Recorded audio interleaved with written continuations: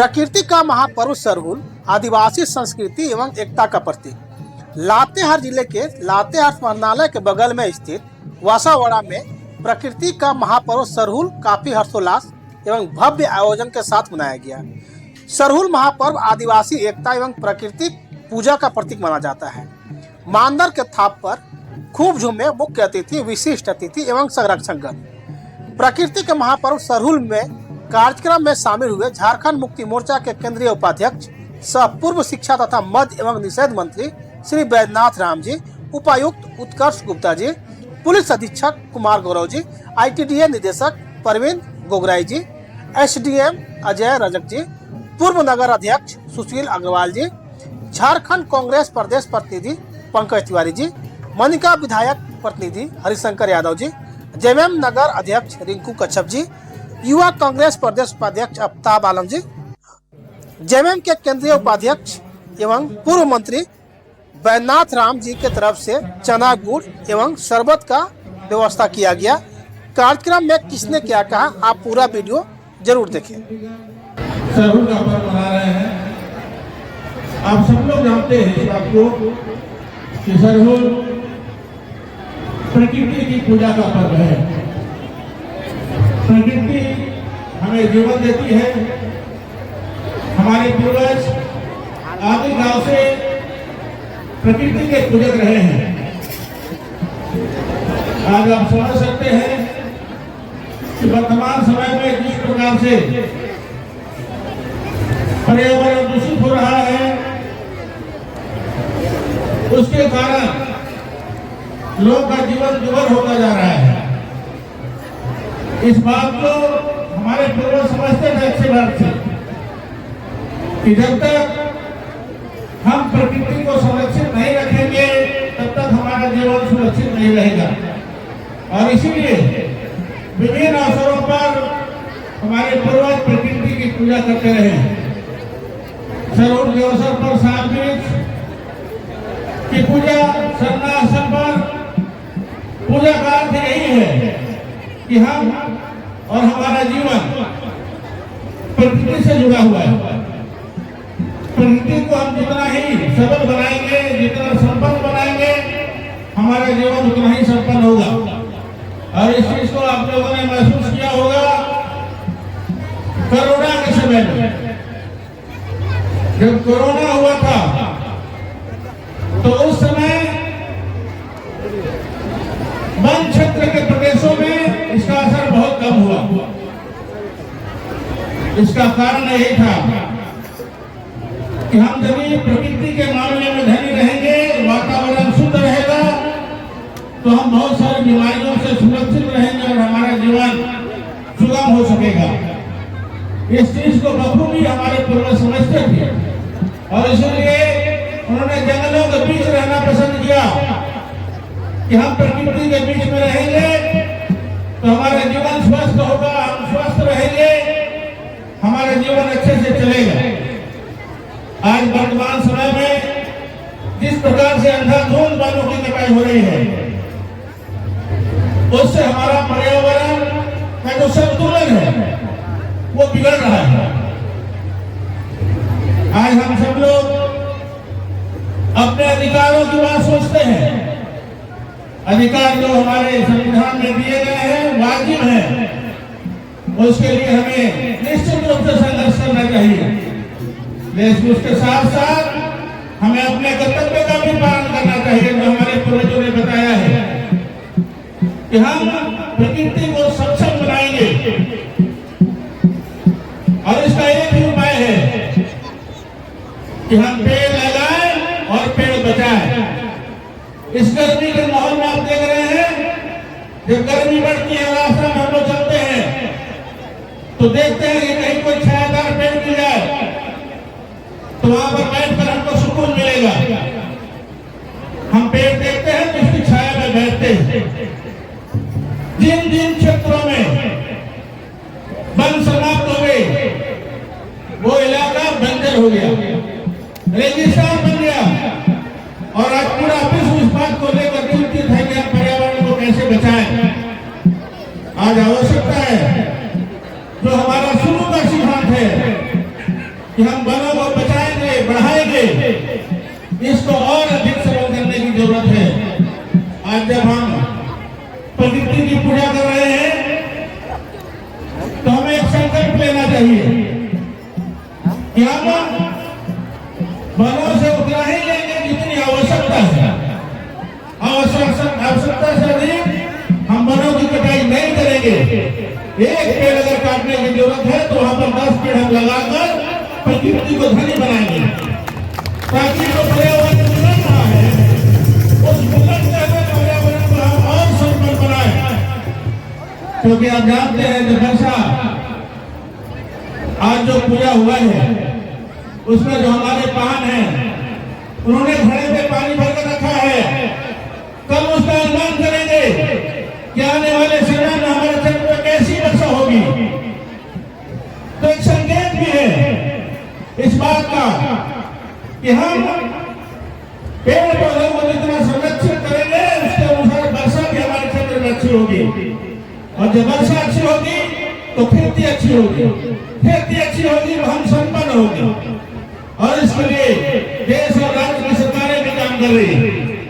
और हमारे जितने पदाधिकारी बैठे हैं मंच पर, सबका उद्देश्य है, हम सबका उद्देश्य यही होता है कि हम पर्यावरण की रक्षा करें, पर्यावरण को सक्षम बनाएं और हम जो हमारे जीवन में सहायक बन सके। तो आज जरूरत है इस पर्व के अवसर पर कि शिक्षा के साथ साथ हम पर्यावरण से भी जुड़कर रहें। हम अपने बच्चों को पढ़ाएं ताकि वो अपने अधिकार और कर्तव्य दोनों चीजों को समझ सके। आज आप महसूस करिए, जिस घर के बच्चे पढ़ लिखकर आगे निकले वो तरक्की के रास्ते पर गए। जिस घर के बच्चे अनपढ़ रह गए, जिसके माँ बाप अनपढ़ रह गए और अपने बच्चों को उन्होंने नहीं पढ़ाया तो वो परिवार पिछड़ता चला गया। आज आवश्यकता है पूरे समाज में शिक्षा का विस्तार हो, सब लोग पढ़ें, बच्चे पढ़ें। इसके लिए सरकारें समुचित प्रयास कर रही है। आपको उससे जुड़कर शिक्षा के क्षेत्र में आगे जाना है ताकि हमारे बच्चे वस्तुस्थिति को समझ सके, आवश्यकता को समझ सके, अपने अधिकार को समझे, अपने कर्तव्य को समझे। जब वो अपने अधिकार और कर्तव्य को समझेंगे तो निश्चित रूप से जो जन आवश्यकता है, जो इसी आवश्यकता पूरे विश्व को है पर्यावरण संरक्षण की, उससे जुड़कर हम सब काम करें, निश्चित रूप से हमारा जीवन सफल होगा। हमारे मेजबान में बहुत अधिक वक्ता है, इसलिए बहुत अधिक समय लेते हुए केवल एक बात का आग्रह करते हुए कि आप सब लोग प्रकृति पूजक हैं, प्रकृति की रक्षा होनी चाहिए। प्रकृति को सबल बनाए, अपने जीवन को सबल बनाए, संपन्न बनाए। इस सरहुल के पूजा अवसर पर आप सभी लोगों को अपनी शुभकामनाएं देते हुए अपनी बात समाप्त करता हूँ। सबको जोहार।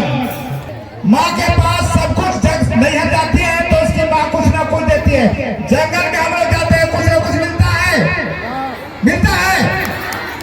मतलब हमारा नहीं आ रहा है, हमारे माताओं का, बहनों का नहीं आ रहा है। निश्चित से हमारे जब जाते हैं कहीं अपने मायके में तो कुछ ना कुछ हमारी माँ देती है, देती है कि नहीं?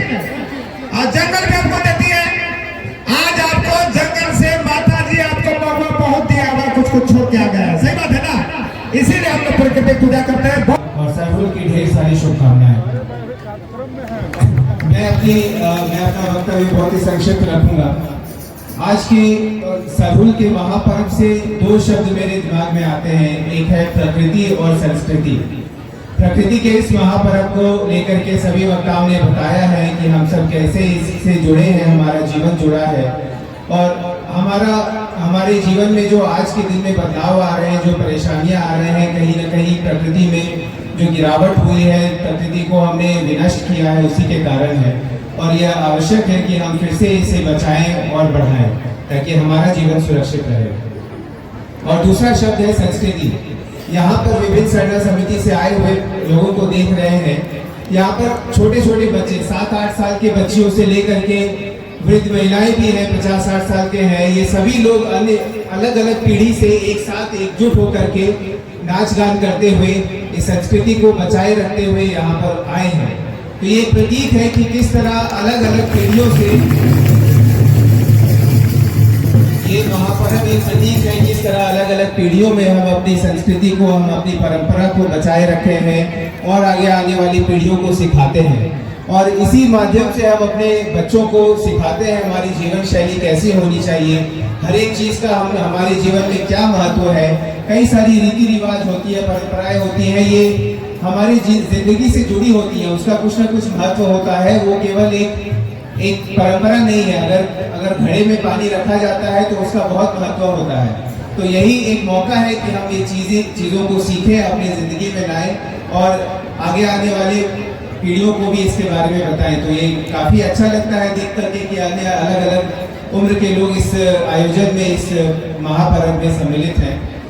सर्व समारोह में मंच पर उपस्थित एसपी साहब, पूर्व मंत्री सह विधायक बैजनाथ राम जी, हमारे जिला के सभी पदाधिकारी, हमारे पत्रकार बंधु और अलग अलग जगह से, लातेहार की सभी जगह से आए हुए सर्व समिति के सभी मेंबर, सभी को जोहार और सभी को सर्व की बहुत बहुत बधाइयाँ। जैसे कि एसपी साहब ने बताया कि दो शब्द दिमाग में आते हैं, प्रकृति और संस्कृति। हम लोग को कहीं ना कहीं जो हम लोग की प्रकृति है उस पर हम लोग को वापस जाना है। हम लोग कल क्षेत्र भ्रमण कर रहे थे तो हम लोग ने देखा कि बहुमत चुनने के क्रम में हम लोग ने कई जगह पे आग लगाई है पत्ता समेटने के लिए। वो हम लोग को नहीं करना है। वो हम लोग उसके बिना भी हम लोग महुआ अपना चुन सकते हैं। हम ही लोग संस्कृति की पूजा भी कर रहे हैं, प्रकृति की पूजा भी कर रहे हैं और फिर प्रकृति में आग भी लगा रहे हैं। हम लोग को जो आज है, हम लोग समारोह मना रहे हैं, आज जो हम लोग जो पर्व मना रहे हैं वो हम लोग का प्रकृति का पर्व है। और इसी पर्व की जो हम लोग की लर्निंग है, इसी पर्व की जो हम लोग को सीख देता है, इसी पर्व जो हम लोग को संस्कृति को बचाने की और प्रकृति को बचाने की जो सीख देता है और जो इसका उद्देश्य है वो हम लोग को अपनी डे टू डे लाइफ, रोजमर्रा की जिंदगी में भी उसको अमल करना है।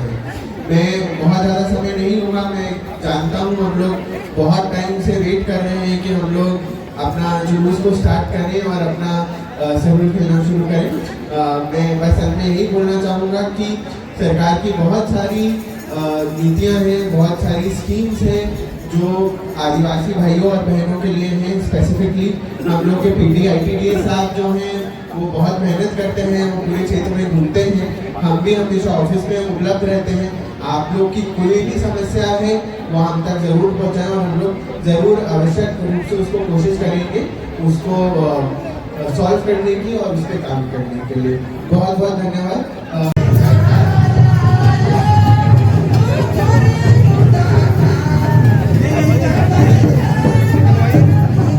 सरोल पूजा का उद्देश्य आज जो हम लोग चैत्र तृतीया के दिन में सरना स्थल पर वाहन के द्वारा रात को 12 बजे रात को लाया जाता है। उसको विनती अर्जी करके इसके बाद यहाँ रखा जाता है। सुबह में हम लोग पूजा करने के बाद में उस पानी को हम लोग पूजा करने के बाद में देखते हैं। वो पानी से अंदाज लगाया जाता है, उससे मैंने दिखता है कि इस वर्ष किस तरह से बारिश होगी और उसी हिसाब से हम लोग खेती का आकलन करते हैं कि अगर कम पानी है तो उसी तरह का खेती करेंगे, अगर बढ़िया पानी है तो उसी तरह से खेती लगाएंगे। ऐसा प्रकृति के द्वारा आकलन होती है। तो आज क्या आकलन लगा?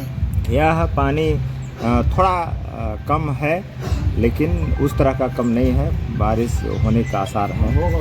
मतलब अच्छी बारिश या कम बारिश या बहुत अच्छी? हाँ, बहुत अच्छी तो नहीं लेकिन अच्छी होगी। क्या आपका परिचय? मेरा नाम रंथू राव, पढ़ा संयोजक लातेहार जिला और पूर्व में कोषाध्यक्ष सरना समिति लातेहार।